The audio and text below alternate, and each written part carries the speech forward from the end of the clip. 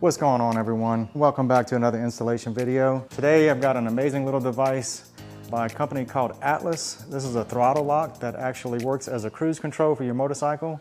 This is not bike specific. It will work with just about every motorcycle on the market that has a twist throttle. I'm going to show you exactly how to install it and how it works coming up.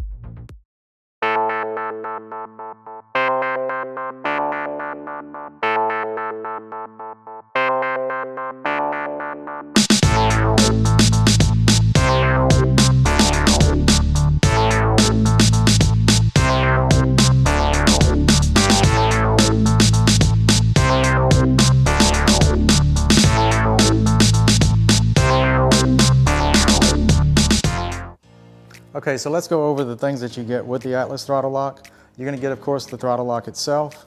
You're going to get the only tool that you're going to need to install it, which is a small Allen wrench, a couple of screws. One is an extra, these little rubber pads, which I will go over with you, an alcohol pad for cleaning off the area where these pads need to go, and a couple of decals. The installation of this thing is extremely simple. I'm going to show you exactly how to do it, and then we'll go out and take a ride and see how it works.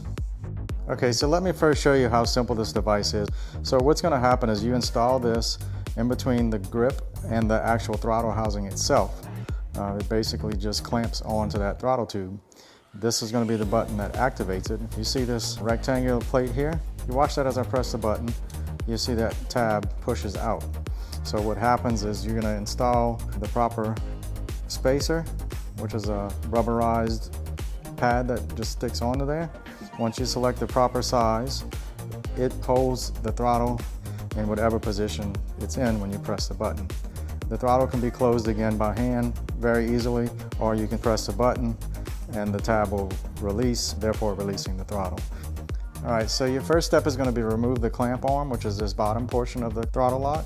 All you do is grab it by the bolt flange, which is down here on the bottom part of it, pull that out, and the entire clamp arm disconnects from the housing. Okay, and the next step is going to be just to slide this in between the throttle grip and the throttle housing. Now mine has this little plastic sleeve on it. Not all bikes are going to have this, but if it does, make sure that that stays against the throttle grip and the Atlas actually pushes up against that. Okay, so now all you do is you take the included pads that come with the throttle lock and you determine which fits best between the rectangle tab that I showed you and the throttle housing itself. You want to fit in the largest pad that'll fit without binding up on it. In my case, that is the largest pad. As you can see, that's in there, but it still has room to move. Let me see if I can get you a close-up on that. I didn't remove the adhesive backing yet because you just want to test fit it for now. The next thing is you definitely want to make sure, like if you can see on my throttle housing, there's a raised area right here. So you don't want to clamp this onto the throttle tube where that raised area would affect the operation of the throttle lock. So you want to put it up high enough so that when you roll the throttle down, you can lock it into a position that's not interfering with that. Okay, so now that we have the spacer size determined, we can take the alcohol pad and wipe off the back side of the housing. You just want to clean this off just so that the adhesive has something good and clean to adhere to. Take this dry just a second. Remove the adhesive backing on the pad itself, and you're gonna attach it to that tab about as low as you can put it. Just press it on there. And they do give you some extras in the kit, and they also sell backups in case you need more of them, as these pads will wear out over time. Probably takes quite a while before they do, but when they wear out, you can easily replace them with new ones. And we'll just go back to the bike and install it. We just set this back onto the throttle tube like we had it before. You're going to take the clamp arm and insert the little spiked end right here into its position. On the back side, you're going to push the ratcheting mechanism, and you're going to push it up until you hear about 2 clicks. Once you have the 2 clicks, then it's time to install the bolt on the front side. You just want to get a couple of turns on this bolt just to hold it in. Once you have that in, make sure that you're holding the throttle lock as far to the grip side as possible. So kind of put a little tension on it there, and then you'll ratchet down on that clamp until you get it as far as you can tighten it. And you're going to go ahead and tighten up this little Allen bolt. Tighten it enough to secure it onto the throttle tube so that it doesn't slip or spin. If you get into a situation where you've tightened it so much that your throttle tube is in a bind, you just need to back it off a little bit. It just means that you're pressing on it a little too hard, because most of these throttle tubes are plastic. All right, so then you want to check to make sure that nothing is binding. Make sure that it turns like freely. Then you can test the operation. As you can see, once I press the button, it holds the throttle into place. If I press the other button, that will release it. That holds it. It can easily be turned down. The throttle can still be closed by hand without pressing the button. It just gives it a little bit of resistance, that's all. All right, so that's about all you need to do to install it. It looks like we're in a good position there. Make sure that it doesn't interfere with the brake lever, and everything's good. All that's left to do now is hop on the bike and go for a ride. Let's go out on the highway and give this Atlas Throttle Lock a try.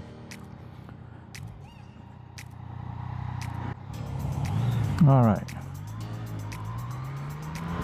right, so one thing I wanted to mention, I know it said it was a universal design on these. There is a chart on the website that will tell you which of the two versions that they make better suits your bike.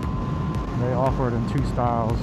One which they call a top mount, which is what I have on here, and one which is a bottom mount. And the only difference is the positioning of the main mechanism of the throttle lock, whereas the top mount is up here on the top and the bottom mount is on the bottom. So it depends on the style and design of your throttle housing as to which one works better. And like I said, they have a chart on their website that lists all the different makes and models that they know of and which ones work better with that bike. So after this intersection up here, I'm going to go ahead and kick this thing on and show you how it works. One thing to keep in mind is this is not an electronic cruise control, it's completely mechanical. So you do not have the luxury of an up and down button for speed, but you basically just set it. You're setting the lock to hold the throttle in a certain position. So that could mean that you have to adjust it up or down, depending on RPMs, wind drag, and all sorts of different things. So I'm not going to get too fast here just to set it. So right now, just to show you, I locked it into place, and right now I'm losing speed a little bit because I didn't have the throttle in an optimum position. So the easiest thing to do, I find, is to lock the button to hold the throttle, and then you can manipulate it by hand until you find the position that holds the speed that you want. You know, obviously you can turn it a little too far and it's going to climb RPMs until it stabilizes at that engine speed, but you can find that happy medium where it holds the exact speed that you want. Taking it off is just as simple as you can manually, in an emergency situation, just shut it off by hand or hit the button and that releases it completely. So let's get it back up to speed here. I'm going to try to get it around 60 miles an hour or so here. Alright, so right now I'm right at 59 miles an hour.